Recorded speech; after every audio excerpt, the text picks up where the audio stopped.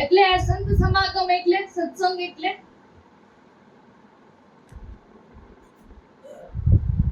સત્સંગ એટલે શું કહેવાય?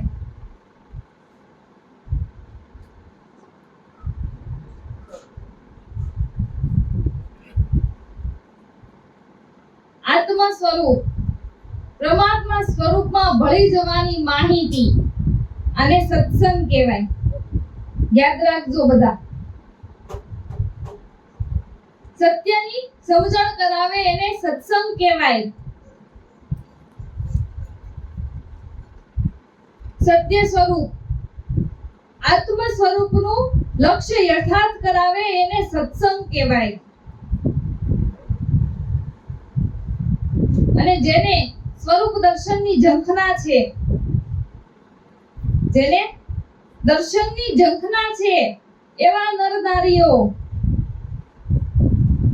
આવા મહાપુરુષ, આવા સદ્ગુરુના ચરણે જઈ અને આ લાભ લે છે. માટે પાટે ને જ્યોતે જમલો જામશે, મળશે નરને નાર. એમાંથી સત્ય હશે, સત્યને સંભાળશે અને કરશે અલખ ધણીનો આરાધ. તો જેને સત્ય જાણવું છે, સત્યને જાણવું એટલે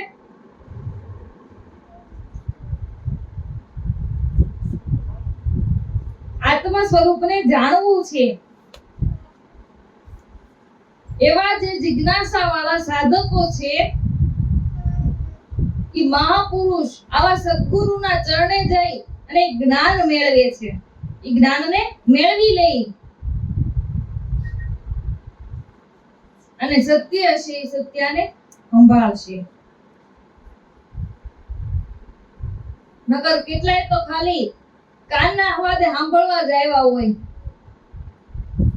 આપણે જાય બે ઘડી સત્સંગમાં મજા આવે, આપણે બે ઘડી જાય સત્સંગમાં મજા આવે, આપણી 2 કલાક તો આરામથી નીકળી જાય.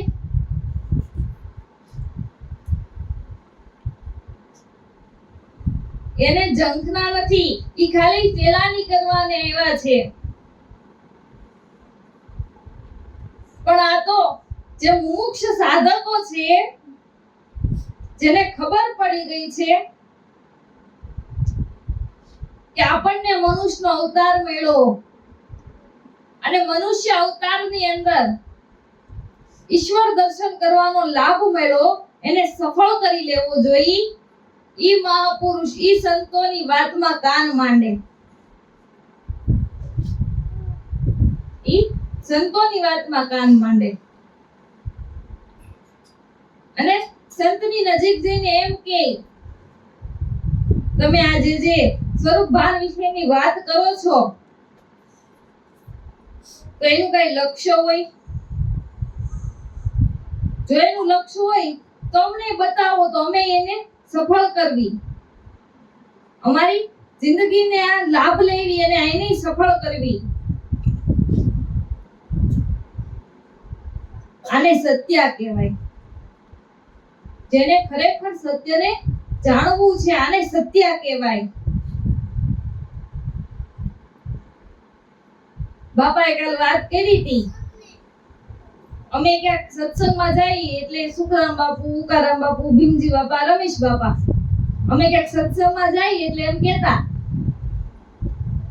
કે તમે એક ગામમાં જાઓ. કાલ બાપાએ કીધું ને, તમે એક ગામમાં એક વાર જાઓ, બીજી વાર જાઓ, ત્રીજી વારે જાઓ, પણ તમને તમારો સત્સંગ પૂરો થાય અને તમને કોઈ બાવડું ગાલીને એમ ન પૂછે કે તમે આ જે 2-3 કલાક સત્સંગ કર્યો એમાં તમે અમુક મુદ્દા ઉપર જે ભાર મૂકો એની સમજણ અમને આપો. એ લક્ષ્ય શું કહેવાય, ઈ સમરણ શું કહેવાય, ઈ ભજન શું કહેવાય? આવું જો કોઈ તમને પૂછે તો ન્યા આપણે ધ્યાન દેવું જોઈએ. આવું જો કોઈ પૂછે તો ન્યા આપણે એનું ધ્યાન દેવું જોઈએ. પણ તમે એક વાર જાઓ, બીજી વાર જાઓ, ત્રીજી વાર જાઓ અને કોઈ આવું પૂછે નહીં તો ઈ ગામમાં પછી બહુ ધક્કો ન ખવાય એવું કહેતા. ઈ ગામમાં પછી બહુ ધક્કો ન ખવાય એમ. આપણે સત્ય તરફ આપણે ક્યાંક સત્સંગમાં જાય તો આપણું લક્ષ્ય સત્ય તરફ જ હોવું જોઈએ. અને આ સત્સંગ કઈ ચેલાની કરવા માટે નથી, કોઈ મનોરંજન કાર્ય નથી. સત્સંગ એટલે સત્ય સ્વરૂપ આત્મા સ્વરૂપમાં ભળી જવા માટેની માહિતી છે, એની માહિતી છે. અને આવા જે જિજ્ઞાસા વાળા છીએ, જે સત્ય છે એ સત્યને સંભાળશે, ગુરુગમ લક્ષ્યને પ્રાપ્ત કરી કરશે અલખ ધણીનો આરાધ. અલખ ધણીનો આરાધ એટલે અલખ ધણીનો આરાધ કરશે. એટલે તમે જે નામ સ્મરણ કરો છો એને જ અલખ ધણીનો આરાધ કહેવાય. તમે બાકી મોઢેથી આરાધ ગાઓ એને આરાધ જ કહેવાય. પણ આ તમે નામ સ્મરણ કરો ઈ અલખ ધણીનો જ આરાધ છે. જેને ખરેખર નામ સ્મરણ કર્યું, નામ ભજન કર્યું, ઈ અલખ ધણીનો આરાધ છે. અને ઈ આરાધે આવીને એને દર્શન દીધા વિનાનો છૂટકો જ નથી.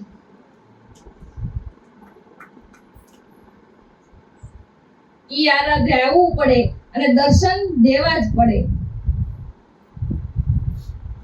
પણ તમારો આરાધ સાચો હોવો જોઈએ.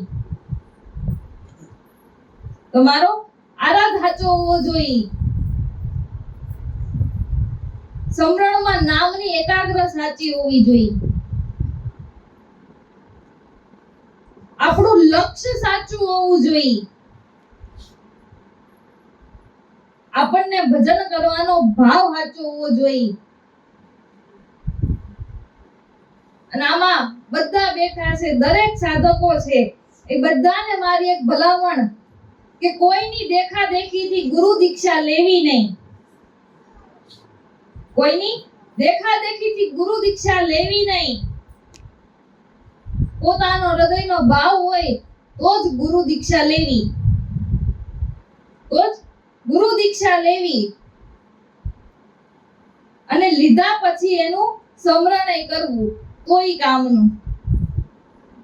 લીધા પછી એનું સ્મરણ કરવું તોય કામનું. નકર ગુરુ દીક્ષા લીધી હું કામની. તમે કોક સાધન લઈ આવો ઘરમાં અને પછી એને વાપરો નહીં ને એમને મેલી દો તો એ સાધન શું કામનું? આપણે સાધન લીધા પછી એનો ઉપયોગ કરવો જોઈએ. સાધન લીધા પછી એનો ઉપયોગ કરવો જોઈએ. એમ સ્મરણ કરો તો ગુરુ દીક્ષા લીધી કામની. નકર સાધન શું કામનું? એમ સાધન લઈ આવ્યા પછી એનો ઉપયોગ કરવો જોઈએ. એમ ગુરુ દીક્ષા લીધી હોય તો એનું ભજન કરવું જોઈએ. સત્ય નામનો આરાધ કરવો જોઈએ. નામ સ્મરણ કરો ઈ આરાધ છે, ઈ આરાધ કરવો જોઈએ. અને જેણે જેણે નામ સ્મરણ કર્યું એનો કોનો આરાધ એને નથી સાંભળ્યો એવો એક દાખલો બતાવો તમે. જેણે જેણે નામ સ્મરણ કર્યું એનો કોનો આરાધ એને નથી સાંભળ્યો.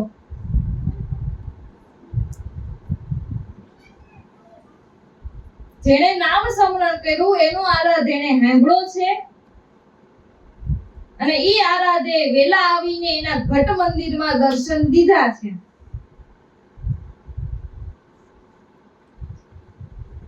માટે પાટે ને જ્યોતે જમલો જામશે, મળશે નરને નાર. એમાંથી સત્ય હશે સત્યને સંભાળશે અને કરશે અલખ ધણીનો આરાધ. હે વીરા વાળી વધાવો, આપણે સાચા સદગુરુ મોટા મુનિવરને સેવીએ.